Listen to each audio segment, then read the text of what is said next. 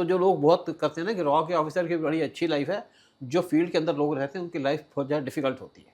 बिल्कुल, और फिल्मों में तो दिखाते हैं कि खुलेआम गोलियां बरसा रहे हैं। हाँ, तो गोलियाँ बरसा देंगे तो ये इंडिया डेमोक्रेटिक कंट्री है, यहाँ पे गोलियाँ नहीं बरसती। ये शाहरुख खान जो है ना, उल्टी सीधी पिक्चर बना के लोगों को मिसगाइड करता है। मैं तो ऐसे इनकी फिल्में देखता नहीं, शाहरुख खान की फिल्म तो वैसे ही देखता, मुझे पता है कि आदमी क्या है।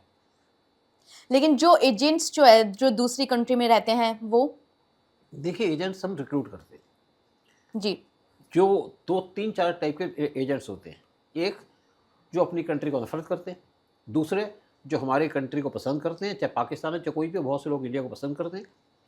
और मेनली जो रीज़न होता है पैसे का, उनको पैसा चाहिए होता है। जी। पैसा देते हैं उनको, छोटा सा पैसा, तो कोई ऐसा नहीं बहुत बड़ी रकम दे देते हैं, पैसा देते हैं ताकि उनकी ज़िंदगी चलती रहे। जी। और जब मौका मिलता है तो हमारा काम कर देते हैं। जी। जैसे हम अगर यहाँ से किसी को भेजा करते थे पहले टाइम में, तो उसको हम कहीं शादी भी कराते थे वहाँ पे, और कहीं एयरपोर्ट के पास उसने दुकान खोल ली, चाय की दुकान खोल ली, और पीछे उसकी फैमिली को थोड़ी बहुत हेल्प करते थे यहाँ पे। जी। और वो हमारे लिए इन्फॉर्मेशन गैदर करके हमें देता था। कई बार इन्फॉर्मेशन बड़ी इंपॉर्टेंट होती है, तो इस तरीके से हमारे एजेंट काम करते हैं। जी। सर, जैसे एजेंट्स आप लोग रिक्रूट करते हैं, ठीक है, कई बार हमने खबरें भी देखी है कि जब वो एजेंट्स खतरे में पड़ जाते हैं या कोई मिशन जो है वो कॉम्प्रोमाइज हो जाता है, तब क्या आपने भी कभी ऐसी सिचुएशन फेस की है? नहीं, देखिए, एजेंट्स की बात अलग होती है। एजेंट्स तो कई बेचारे पता ही नहीं चलता कहाँ चले गए। और अगर ऐसी सिचुएशन आए तो कैसा फील नहीं, होता था? उनकी बात नहीं, मैं अपनी बात कर देता हूँ। बताइए। अब मैं ईरान के अंदर था। जी। ईरान के अंदर हमीद अंसारी हमारे एम्बेसडर थे। उपराष्ट्रपति रह चुके एम्बेसडर को जो। पता होता है कि भाई कौन कहाँ से है। तो उन्होंने, उनकी वजह से हम एक्सपोज हो गए। उनकी वजह से एक्सपोज उनकी हो वजह गए? से एक्सपोज हो गए। कैसे? उनकी शायद देश को से उनको प्यार नहीं है, या उनकी लॉयल्टी कहीं और है। वहाँ पे 4 आदमी किडनैप हुए थे उस टाइम पे।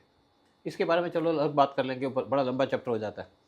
तो उन्होंने जब मुझे बताया कि कि भाई यू हैव बीन एक्सपोज्ड, क्योंकि जब मेरे को पकड़ा गया था, जब 4 आदमियों में से एक पकड़ा गया तो कहा भाई मैंने आप तुम्हारा नाम ले दिया है, तुम थोड़े स्ट्रांग हो। मैंने कहा मुझे मरवाना है? कहते मेरे पास कोई चारा नहीं था। और आपको पकड़ा किसने?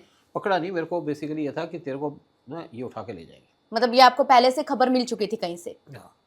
तो उससे पहले एक आदमी जिसको उठा के ले गए थे, उसको अंसारी ने कोई कोशिश नहीं छुड़वाने की। डीबी माथुर उसका नाम है।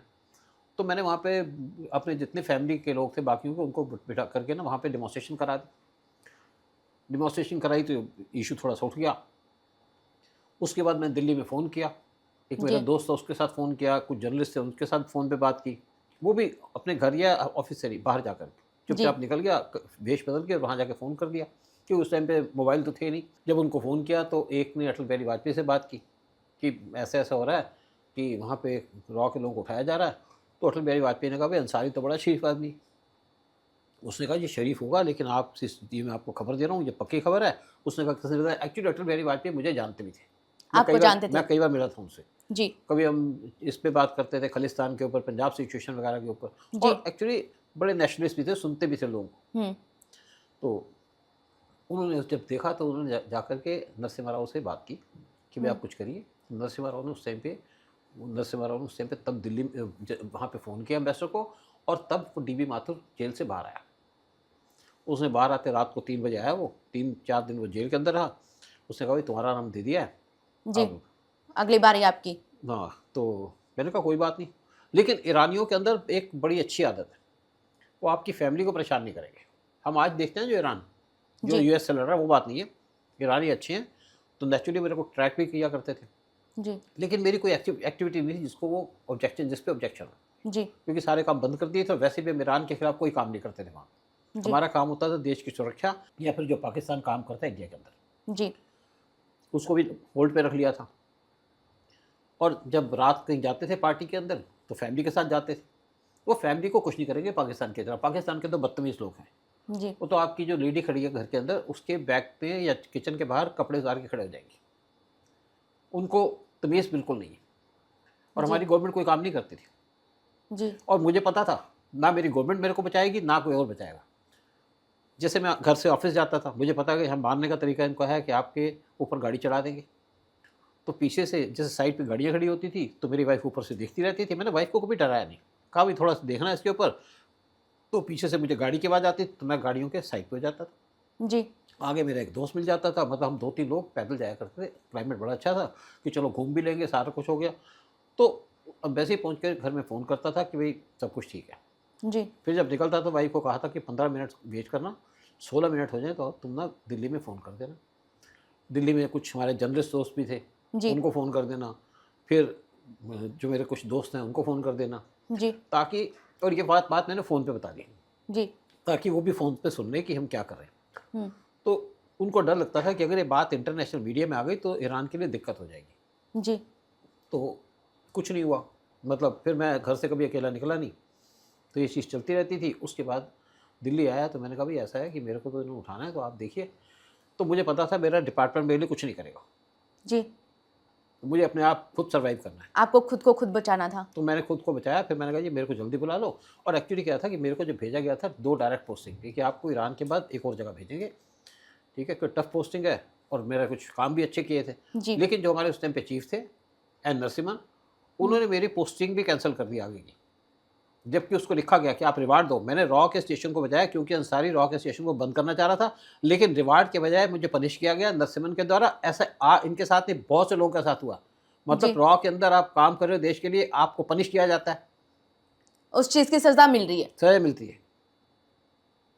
तो ये तो अंदर की पॉलिटिक्स हुई। अंदर की पॉलिटिक्स नहीं है, आपके कमज़ोर लोग होते हैं, वो चाहते हैं कि उनका फ़ायदा हो जाए। अगर आपका काऊ के टाइम में कुछ हो जाए तो काऊ आपको वहाँ से उठवा लेगा, सेव कर लेगा। जी, और भी कई ऑफिसर हैं हमारे जो आपको सेव करेंगे, लेकिन कुछ ऐसे लोग हैं जो आपको सेव ही नहीं करेंगे। जैसे कारगिल होता रहा, ये तमाशा देखते रहे। जैसे IC-814 हाईजैक हो गया, ये तमाशा देखते रहे।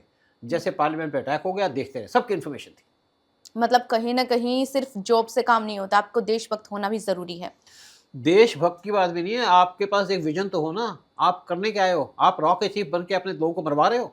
आप देश को नुकसान पहुंचा रहे हो? मैं बड़े-बड़ों की बात करता हूँ। जी, रॉ के चीफ्स की बात करता हूँ। होगा किस दिन मैं इनको एक्सपोज़ करूँगा, कौन-कौन से ऐसे लोग थे जिन्होंने देश को लूटा है।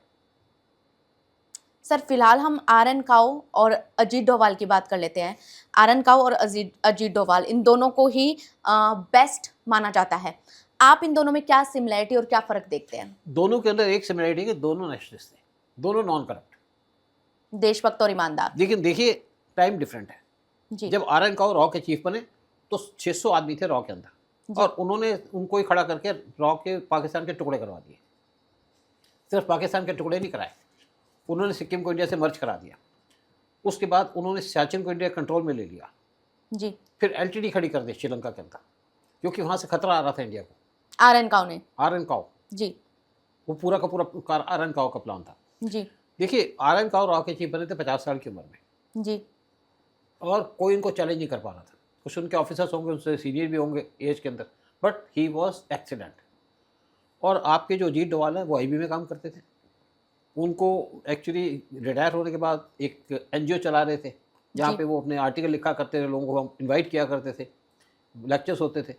और वो एक्चुअली रॉ के चीफ थे ही नहीं, वो बने थे एक्चुअली एक NSA, यानी कि IB को भी देख रहे हैं, रॉ को भी देख रहे हैं, सारे कामों को देख रहे हैं। जी, तो किसी को कंपेयर करना जस्टिफाइड नहीं है, लेकिन फिर भी मैं कहूँगा कि रॉ का काओ का तो कोई मुकाबला नहीं है, नो कंपेरिजन। और वो पब्लिकली भी नहीं आते थे? पब्लिकली कभी नहीं आते थे। रॉ के अंदर जो फंक्शन हुआ करता था, जैसे हमारा रेजिंग डे होता था, वहाँ पे स्टेज पे आते थे, स्टेज अंधेरी होती थी।